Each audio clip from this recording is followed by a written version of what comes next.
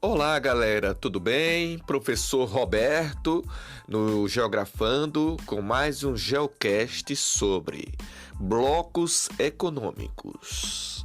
Então vamos compreender o que são blocos.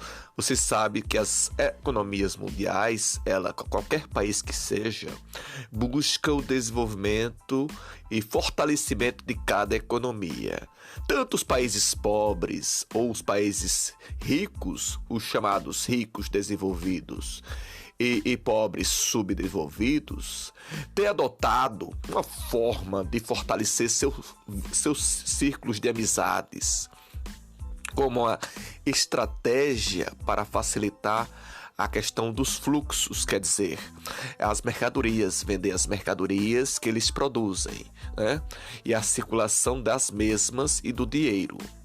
Para isso, esses países, eles firmam amizades coloridas, firmam acordos comerciais e econômicos. Isso para diminuir ou mesmo eliminar as barreiras alfandegárias entre os países membros. Então, os blocos econômicos servem como tipo de amizade colorida para fortalecer as economias entre a importação e exportação, quer dizer, uns vendem, outros compram, ou vice-versa. No slide apresentado que vocês estão visualizando, nós vamos observar os principais blocos econômicos. Se você fala em blocos econômicos, são grupos de países integrados que negociam os seus produtos, né, que fortalecem suas economias, onde vende a sua atividade, a mineração, os produtos que vêm da atividade agrícola, a criação de bichos, plantios, o chamado agronegócio. Então vamos vislumbrar e observar os blocos mais importantes. Temos aí a União Europeia, que tem a sigla UE, União Europeia, que fica praticamente no fronte dos 28 países fixados na Europa Ocidental. Vemos também aí o SEI, Comunidade dos Estados Independentes, né, que você percebe que fica no leste europeu. Temos também a APEC, entre a China e a Austrália, que é a comparação econômica entre esses países da Ásia e do Pacífico. Temos a mais aí, em laranjinha, em caso específico, os Estados Unidos, é a NAFTA, que é o Acordo de Livre Comércio da América do Norte, entre os Estados Unidos, Canadá e México. Mais em amarelo temos o nosso acordo, que é o chamado Mercosul, Mercado Comum do Sul. Esse Mercado Comum do Sul é Paraguai, Uruguai, Argentina, né? A composição. Em mais de 2017, a Venezuela foi suspensa do bloco por motivos políticos.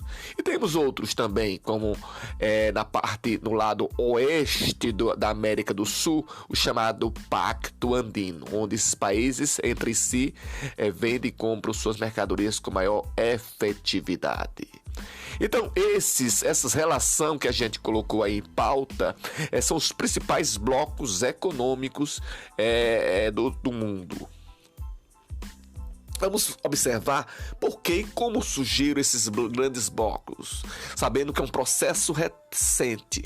Estes processos promover a integração desses países desde o século passado, como acordos econômicos que foram os primeiros, né, como a França, Alemanha, Itália, Bélgica, Holanda, entre outros.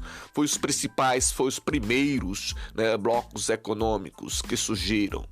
Já nas décadas seguintes surgiram outras tentativas de integração entre a América Latina, que é do México para baixo, entre eles Brasil, Argentina, Paraguai, Uruguai, a África, os países africanos e a Ásia.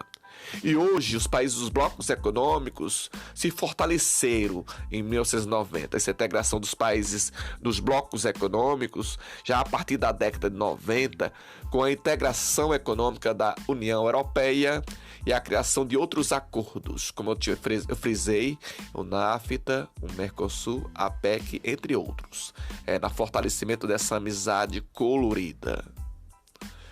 Deste modo, para se integrar os países é necessário ter algumas características, quer dizer,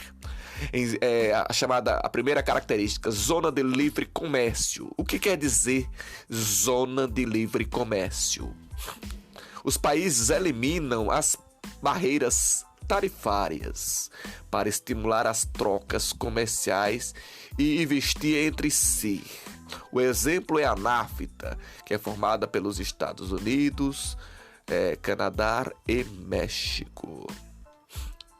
Tem também outra característica importante para você como país integrar, a união aduaneira, né? A zona de livre comércios, o livre comércio, as barreiras alfandegárias suspensas, uma tarifa externa comum, quer dizer, os impostos, para as relações comerciais com outros países do mundo, os produtos importados pagam menos impostos e taxas para entrar em qualquer um dos blocos. O exemplo é o Mercosul, que o Brasil faz parte. Tem um mercado comum. Esta palavra mercado comum é o livre comércio de mercadorias e de serviços. A circulação de dinheiro, de trabalhadores desses países membros, padroniza seus impostos e suas leis, suas regras, criam as suas instituições e órgãos supranacionais. Já na União Econômica e Monetária é um estágio mais completo entre os países, né? Isso implica dizer que personalizam, padronizam sua política econômica, né? Taxas de juros, inflação, endividamento, cria um banco central e único e substitui a sua moeda. Um exemplo dessa União Econômica e Monetária você percebe na União Europeia, que é o único bloco que atingiu o estágio da União Econômica e Monetária. Então você pode circular em qualquer país que seja dos 28 países da União Europeia e com uma moeda só chamada euro você pode comprar o que for necessário. Então é muito importante essa característica deste bloco chamado União Europeia. Já os polos de poder econômico, segundo os slides apresentados, e as suas áreas de influência. Você percebe aí neste gráfico, que os Estados Unidos têm uma área de abrangência, que é todo o segundo maior continente do mundo, chamado continente americano. Observem as suas áreas de influência. Já na União Europeia, neste grande bloco, né, chamado União Europeia, ele tem essa área de abrangência, praticamente toda a África, toda a Europa Ocidental, né, o bloco é formado, tem essa área de abrangência no final do século XX. Já o Japão ocupa a parte da Ásia. Você percebe que o Japão tem a sua área de influência entre a Ásia, Coreia do Sul, a Austrália, né?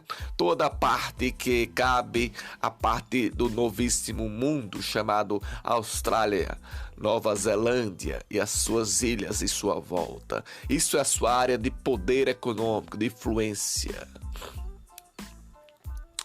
Já no mapa seguinte, um mapa chamado Países que compõem o G20, mostra as maiores economias do mundo. No caso, Canadá, Estados Unidos, Brasil, Argentina, Inglaterra, França, Alemanha, Turquia, Itália, Arábia Saudita, Índia, China, Rússia, Austrália, Indonésia, Japão, África do Sul. Então, são os países que compõem o chamado G20, grupo dos países mais ricos do mundo. Esta é a relação nominal. Observe que o Brasil está inserido na América. Brasil, Argentina e México fazem parte da América Latina. Já Estados Unidos e Canadá faz parte da América do Norte. Já no bloco que compõe a Europa, você observa aí o Reino Unido com a Inglaterra, França, Alemanha, Turquia, Itália e Arábia Saudita, né? Você percebe que todos próximos. Já a Rússia, você percebe da dimensão territorial deste país, que é gigante. Então tá aí, gente, isso aí foi um Geocast slide para você compreender melhor este assunto. Espero que vocês tenham contemplado, aproveite tanto o slide quanto também a nossa aula, nossos vídeos colocados para você fazer a elaboração do necessário nesta atividade. Muito obrigado pelo entendimento. Um abraço e continue geografando com a gente.